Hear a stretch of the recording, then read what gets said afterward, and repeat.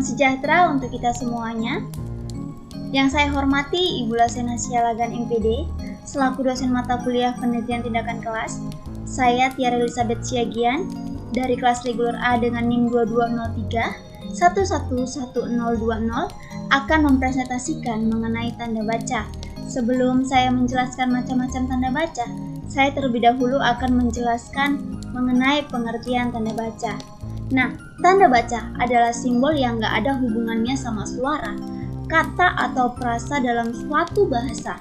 Tanda baca ini berperan menunjukkan sebuah struktur tulisan, intonasi, dan jeda pada saat pembacaan.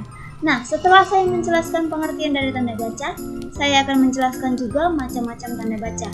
Ada 5 tanda baca yang akan saya jelaskan, yaitu yang pertama, tanda baca hubung, di mana tanda baca hubung mempunyai fungsi dalam memperjelas hubungan bagian kata atau suatu ungkapan. Penggunaan dari tanda hubung bisa untuk menyambung tanggal, bulan, tahun, atau menandai imbuhan. Selanjutnya, tanda baca yang kedua yaitu tanda baca garis miring. Fungsi dari tanda garis miring yaitu untuk mengapit huruf, kata atau kelompok kata sebagai koreksi di dalam naskah aslinya. Penggunaan dari tanda baca garis miring ini ada 2, yaitu pengganti kata hubung dan dipakai pada nomor surat dan kalimat.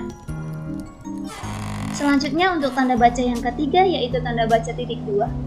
Titik 2 ini berfungsi sebagai tanda untuk mengakhiri suatu pernyataan lengkap dan diikuti oleh perincian atau penjelasan. Nah, tanda titik 2 ini bisa digunakan untuk menulis rasio perbandingan dalam bentuk angka, memisahkan angka jam, menit, dan detik, serta kalimat percakapan. Selanjutnya, tanda baca yang keempat yang akan saya jelaskan, yaitu tanda baca seru. Nah, kalau kita memerintahkan atau menyuruh kepada seseorang, maka berlakulah penggunaan dari tanda baca seru ini jika ucapan kita itu dalam bentuk tulisan, bukan lisan. Nah, tanda seru ini biasanya itu dipakai baik untuk perintah yang sifatnya keras maupun yang tidak keras. Contohnya ya, untuk tanda baca seru yang sifatnya keras, kalimatnya begini, kerjakan tugas ini sekarang juga. Nah, itu termasuk pada kalimat perintah yang sifatnya keras. Yang kedua ada kalimat perintah yang sifatnya tidak keras, yaitu tolong matikan lampu di ruangan ini atau di ruangan itu. Nah, itu salah satu contoh dari kalimat perintah yang sifatnya tidak keras. Selanjutnya untuk tanda baca yang terakhir yang akan saya jelaskan yaitu tanda baca yang kelima, yaitu tanda baca tanya. Sesuai dengan kaidahnya, tanda tanya ini digunakan pada akhir kalimat, di mana sebagai tanda kalimat yang diragukan. Kalimat tanya dicirikan dengan adanya kata apa, siapa, di mana, kapan, bagaimana, yang sering kita sebut dengan 5W 1H.